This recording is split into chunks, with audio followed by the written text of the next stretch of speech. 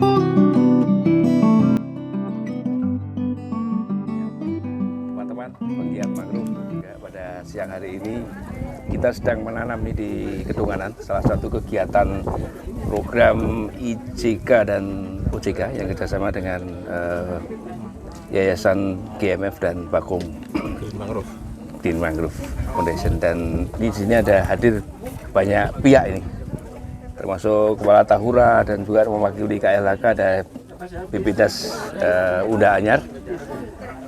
Yang salah satu tamu kita yang istimewa adalah Pak Aji Krisna. Mungkin teman-teman sudah sering ke Bali dan kenal dengan mallnya Pak Pak Krisna. Beliau ini salah satu penggiat mangrove.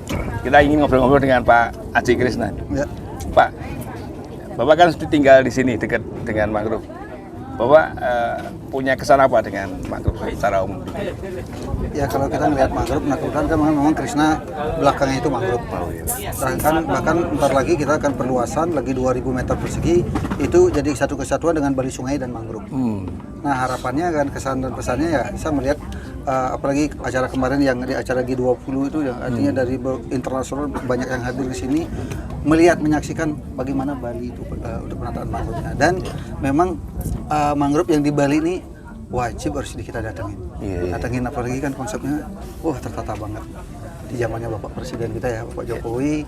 Nah kita udah hampir setiap bulan kita melakukan penanaman mangrove di lokasi ini. Terutama di daerah Tukan Mati, karena itu wilayahnya Krisna.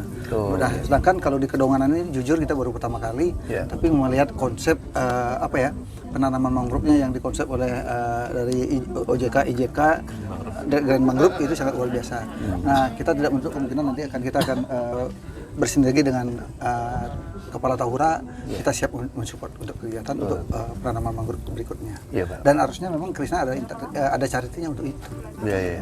Nah karena belakangan ini kan dalam waktu 3 bulan ini saya udah sama Raffi Ahmad, sama Hatta Halilintar, sama Wilona, udah banyak artis yang kita udah ajak ke mangrove ini. Dan terakhir kita baru tahu bahwa buah mangrove itu bisa diolah menjadi kacang, menjadi kopi. Nah makanya tadi udah bisik-bisik, kapan nih kita dijadikan destinasi wisata nih untuk mangrove ini, sekalian kita olahannya nih kita jual di Krisna. Dan packagingnya nanti keripik mangrove Krisna gitu ya.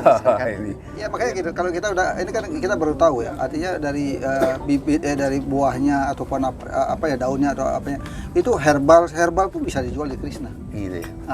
Dari mangrove. Nah, kita belum tahu ini. Nah, sekarang mulailah masuk ke mangrove ini. Nah, karena baru kenal sama Bos Tahura kita. Nanti kita banyak ngobrol di sini. Dan kebetulan kalau Krisna sendiri Pak ya, saya memang perjalanan hidupnya itu kan satu awalnya jadi tukang cuci mobil, kedua menata kebun parkiran, ketiga mengurusin parkiran. Nah makanya kalau di Krisna itu kebun tuh nggak boleh rusak. Coba aja Pak lihat di Krisna bypass nih, sepanjang jalan dari Sanur sampai ke bypass, lihat tampilan kebunnya di Krisna itu pasti beda. Nggak boleh ada yang mati, semua harus hijau. Apalagi di belakangnya ada mangrove, apalagi di Bali Sungai. Nah kadang-kadang kita sering juga kadang-kadang protes, ini gimana kok kotor Bali Sungai gitu. Nah kita sering berkoordinasi dengan Bali Sungai. Nah harapannya karena ini di Januari 2024 ini Krisna kan mau perluasan nih. Krisna di dekat mangrove ini sering viral karena membuat kemacetan. Nah akhirnya kita putuskan di Januari 2024 kita menambah perluasan lagi 2000, itu langsung ke Bali Sungai. Gitu. Dan tidak bentuk kemungkinan di sebelahnya itu ada lahan lagi 1 hektar lebih. Itu punyanya sekolah bekas Kuta Timur. Kita Timur tadinya kita mau ketemu nanti minggu depan, kita kalau bisa nggak kita bersinergi antara Krisna dengan bekasnya Kuta Timur itu bisa jadi itu langsung ke mangrove. Itu kan langsung jadi mangrove. Itu jadi objek wisata. Nah di situ kan bisa jadi destinasi di situ. Di kampung saya rumah pun nggak punya. Tapi begitu saya dari JG, saya ingin mengabdi ke tanah kelahiran saya membangunlah beberapa outlet di Bali Utara. Kurang lebih ada 8 outlet di Bali Utara. Dan setelah itu saya membeli lahan di kampung saya yang dulunya saya nggak punya rumah, tanah pun nggak punya. Ini sekarang kita punya lahan 3 hektar namanya buat namanya Krisna Eco Village. Di situ ada beberapa tanaman buah dan masyarakat boleh metik dan makan di sana. Tetapi kalau dibawa pulang nggak boleh. Oh, iya. Nah, ada lagi sekarang yang namanya di Krishna Blangsinga. Krishna Blangsinga itu luasnya 3 hektar. Kita kedepannya akan kembali bisnisnya ke alam. Makanya kita Krishna ini sekarang kembali ke alam. Makanya Krishna Blangsinga itu yang sekarang lagi rame nih, mulai rame nih bus-bus ke sana kunjungan. Di situ lebih banyak edukasi. Artinya bagaimana setiap beberapa tanaman yang kita udah tanam di situ. Air terjunnya kita udah tata sekarang. Terus alamnya kita udah kembali menanam pohon mulai, terus sawahnya kita tata. Dan sebentar lagi kalau Bali itu kan identik dengan budaya ya. Kita akan kembali ke alam budaya dan adatnya. Kita tahun depan akan membangun namanya Museum Pancayatnya. Museum Pancayatnya itu apa? Itu proses dari orang baru lahir sampai baru lahir 3 bulanan, 6 bulanan, potong gigi, nikah, meninggal. Itu nanti kita akan buat. Kita akan membuat pertama kali di Bali proses Museum Pancayatnya untuk mengedukasi buat anak-anak kedepannya, terutama anak-anak Bali ini kedepannya biar tahu, biar nggak lupa ini sama budaya dan adatnya. Luar biasa Pak Haji. Terima kasih Pak Haji atas cerita suksesnya dan juga perhatian Bapak dengan lingkungan.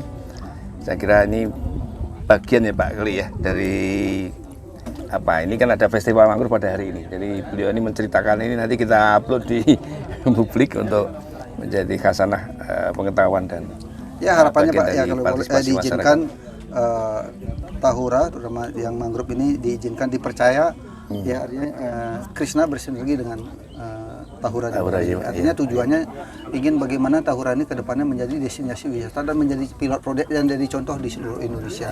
Kebersihannya, lingkungannya, gimana yang tadinya misalnya tadi kan ada beberapa juga kita baru jalan itu dia ada nanam mangrove baru tumbuh walaupun yang sudah tua ditutupin dengan kayak ganggang itu.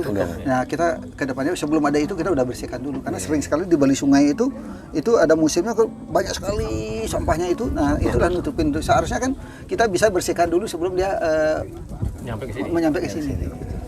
Harapannya begitu. Nah kalau dengan adanya destinasi wisata, misalnya ada perahu yang jadi objek wisata ke Krishna, otomatis nggak akan mungkin ada sampah. Sama dengan wahana ATV, Krishna Adventure. Krishna Adventure pertama kita buat, subaknya nggak setuju Pak. Bagi subak itu dia merasa dirugikan karena subak air kan. Wah ini pasti akan memakai air. Padahal kita nggak memakai air. Justru subaknya tertolong dengan adanya adventure. Otomatis kan tidak ada sampah, tidak akan ada kayu-kayu yang di sungai itu. Karena namanya main ATV kan tidak boleh ada sampah, nggak boleh ada kayu. Malah pengairannya jadi bagus. Gitu. Nah makanya kayak di Gianyar nih sekarang kita minggu ini udah buat lagi wahana ATV. ATV itu tidak boleh merusak sawah. Tapi hanya dipakai seukuran 1,5 meter kali panjang untuk mengelilingi sawah. Dan ada beberapa yang kita tanamin juga jahe.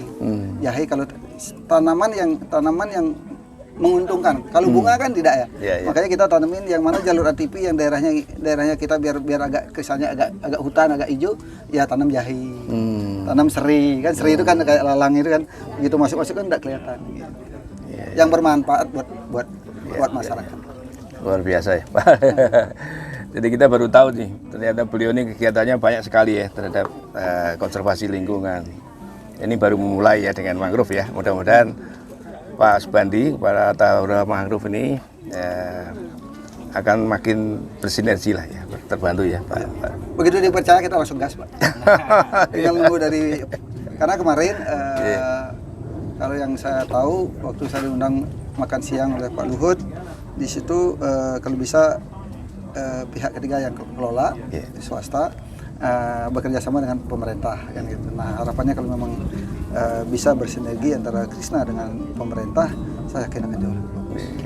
Karena itu kan beda Pak. Artinya adalah biaya operasional untuk mangrove ini Pak. Karena saya yakin pemerintah ini kan biaya operasional untuk penataan mangrove kan tinggi Pak. Tapi kalau ini bisa dijadikan edukasi, jadi kunjungan, jadi wisata, kan ada tiket masuk Pak. Dari tiket masuk itu kan kita bisa untuk biaya operasional untuk mangrove. Masyarakat menikmati dan dipastikan para nelayan yang bakal kita hidupkan Pak. Karena nanti kan perahu-perahu kita kan hidupkan untuk orang parkir di Candi Narmada, orang mau ke mangrove sekalian berkunjung ke sana pakai perahu mungkin yang kapasitas 12 orang. Terus mungkin kita buat lebih pinisi yang kapasitas 30-40 yang untuk makan siang di situ. Dan di situ menikmati kopi dari mangrove, camilan dari mangrove.